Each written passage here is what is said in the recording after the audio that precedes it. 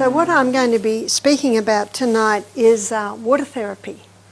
And water therapy is a very simple thing to do. It is a very powerful thing to do, and everyone has water in their home. But what I'd like to begin with is to go over the basic principles of why water therapy is so effective. Earlier we discussed the principle found in the Bible. It's found in Leviticus 17:11, where the Bible says the life of the flesh is in the blood. And the reason why the life of the flesh is in the blood is because blood is the carrier of oxygen, and oxygen is the most vital element needed for life. In our first session on Monday, we showed how cancer cannot live in the presence of oxygen. We've looked at the importance of breathing long, slow and deep and through our nostrils and out through our nostrils to ensure that we're putting adequate oxygen in the body so that the blood has good amounts of oxygen. So the oxygen carrier is the blood. The blood also carries the nutrients to every cell. The blood carries the water to every cell. The blood also carries white blood cells. Now, our white blood cells are our internal army.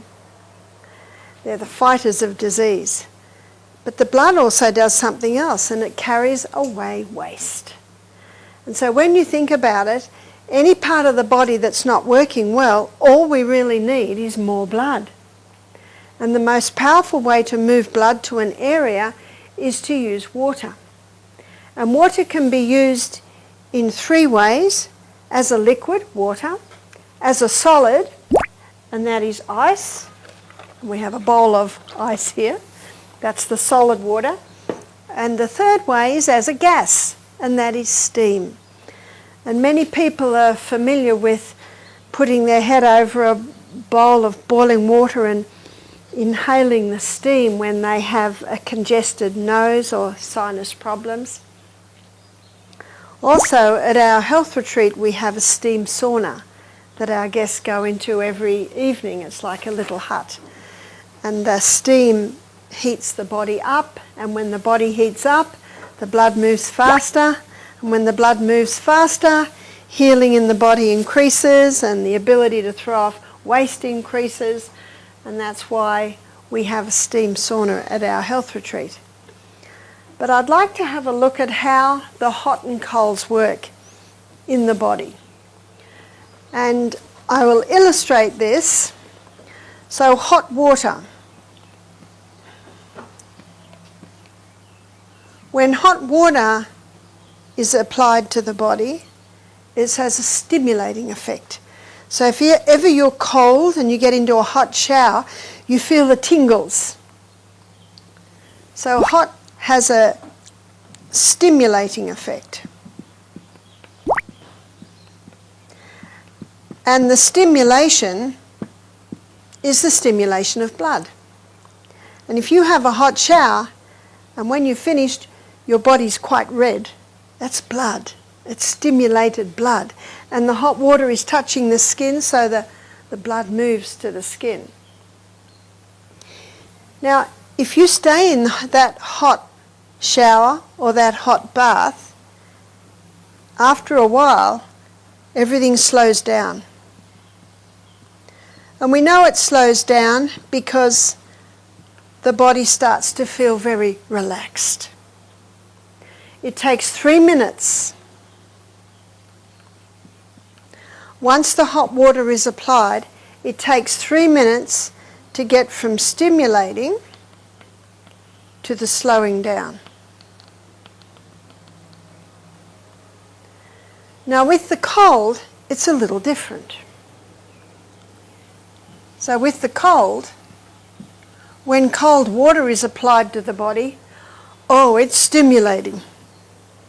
If you finish your hot shower with cold and you turn the hot off and you've only got cold, it's very stimulating. And it doesn't take long before it gets to the slowing down. So with the cold, The difference is it only takes 30 seconds. Only takes 30 seconds for the stimulating to get to the slowing down. And this is why if someone's in cold water for too long, they can suffer from hypothermia and die. And that very famous sea accident, the Titanic, when the Titanic hit the iceberg and the Titanic went down, a lot of the people that were in that water, they died. And they died from hypothermia. Their whole body just slowed down till eventually it stopped. We are warm-blooded creatures. So when cold touches our body, there's a reaction. And that reaction is the stimulation. It's almost as if the body says, cold's coming, we know what that can do to the body, so quick. It's a reaction. The reaction is stimulation. So the reaction of cold water touching the body is stimulation. So we're going to make a fine line through this, because understanding this allows us to understand how hydrotherapy works, especially the alternating hot and cold. Now we've got another effect of the cold, and that's the intrinsic effect. So when the cold touches the body, there's a reaction, which is stimulation. But the intrinsic or the inherent effect of cold is to the slow down and stop. So what I'm giving you here is the basic reasons why hydrotherapy works. When hot touches the skin, the intrinsic effect is stimulation.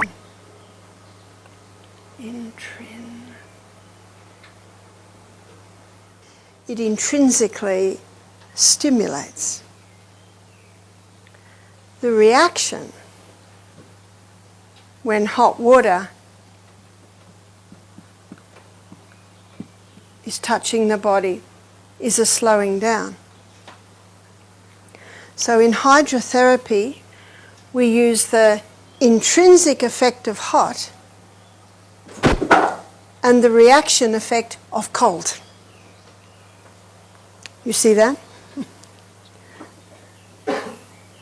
That's what we use in hydrotherapy. So usually, let me illustrate, which will help. So let's say I have injured my hand, and I've been working with a man whose hand went through a roller. And once the initial effect had settled down, he did hot and colds. And so with the hot, you put the hot water in the bowl, and the temperature must be what the person can cope with. And if the person can't cope with it very hot, that's all right, because after their hand has been in the ice cold, they can handle it a little bit hotter. So we always have a kettle of boiling water. Here's our kettle of boiling water. And we always have ice in the cold. So the hotter the hot and the colder the cold, the better the reaction. So when we do this, and I'd like a little bit of feedback here, and if you're not sure, that's perfectly fine, it's how we learn. How long, students, do you think the hand should be in the hot water? 3 minutes. And before the hot gets to its reaction effect, which is a slowing down, we're going to take it out of the hot tub and put it into the cold with ice cubes in it. Students, how long will we leave it in the cold? 30 seconds. 30 seconds. And we want to get it out of the cold before the intrinsic effect of cold kicks in to slow it down, because we want to move blood. And usually this whole process we do 3 times. Then the student may ask, why 3? When you do the hot and then the cold, then the hot and then the cold 3 times, you are moving blood in a massive way. And the body can begin to get quite exhausted after 3 times. So 3 times is enough. Now, if the situation's serious and the person's in a lot of pain, you could do the hot and colds every hour or every 2 hours. But it is far more effective to do it like that rather than do it 6 times in a row, where you start to exhaust the body symptoms. So what are you stimulating? Because we are using the stimulating effect of hot and the stimulating effect of cold. We're stimulating blood. So I'm going to give you a story to illustrate. But by the way, this simple treatment of hot and cold has been used for centuries, and in the area of pain relief, it is without equal.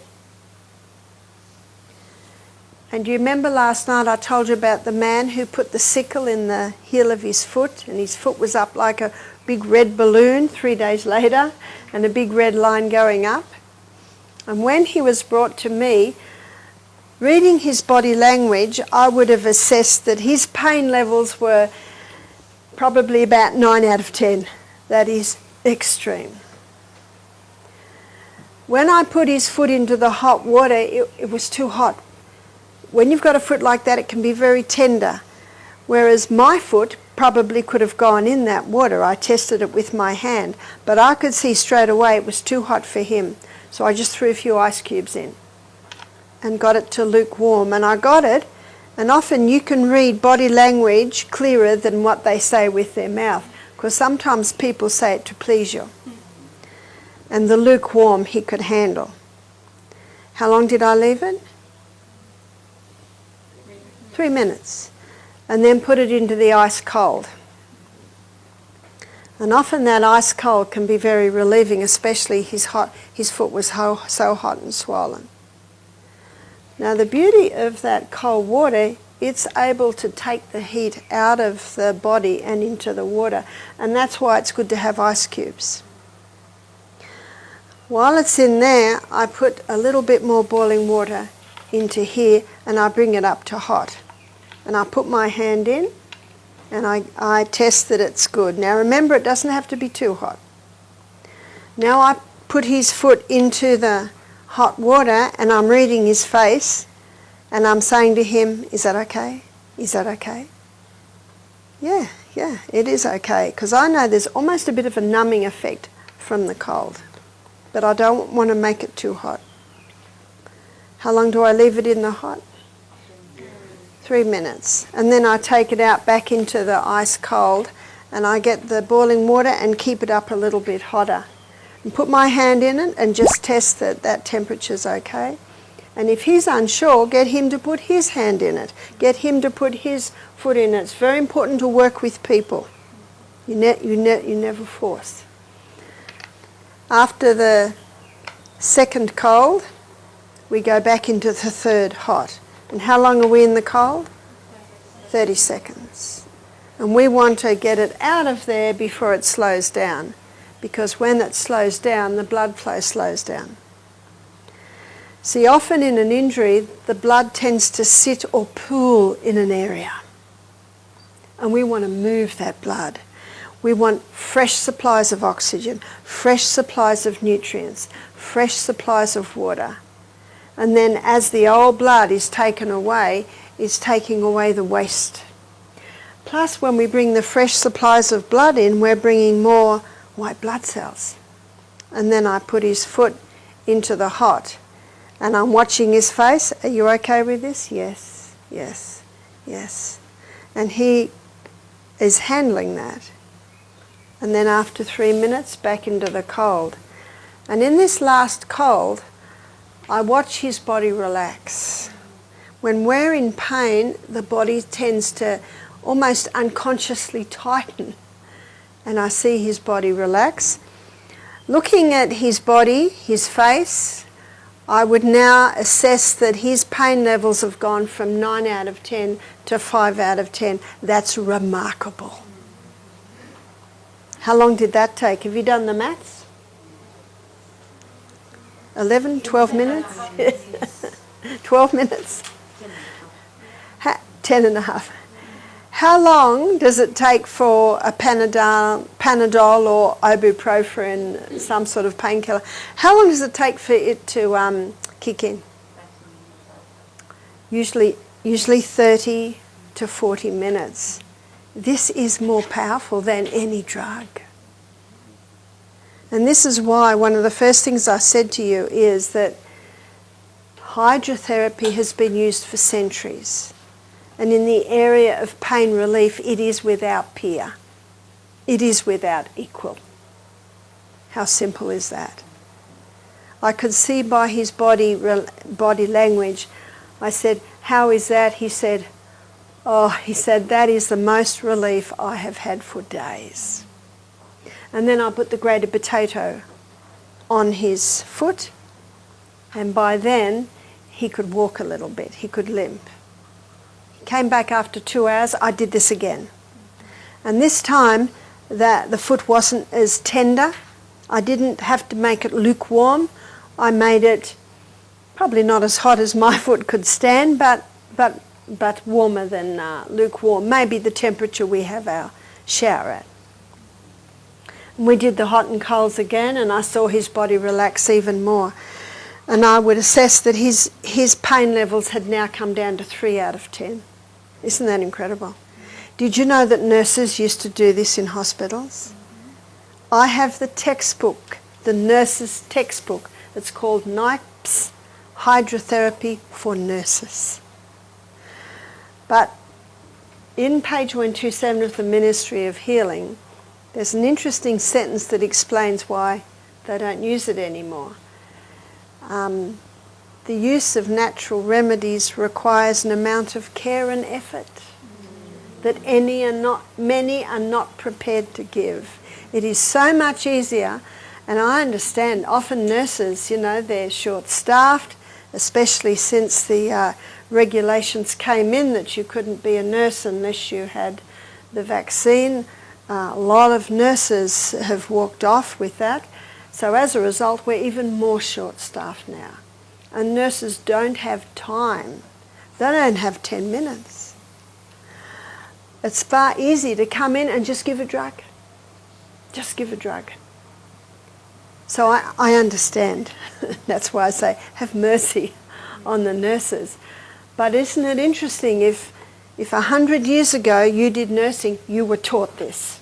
You were taught hydrotherapy, and you were taught the principles of hydrotherapy. God has given me a brain that I need to know why. So when someone says, do hot and colds, it's good for you, that, I want to know why. And I believe God put it in each one of us to want to know why.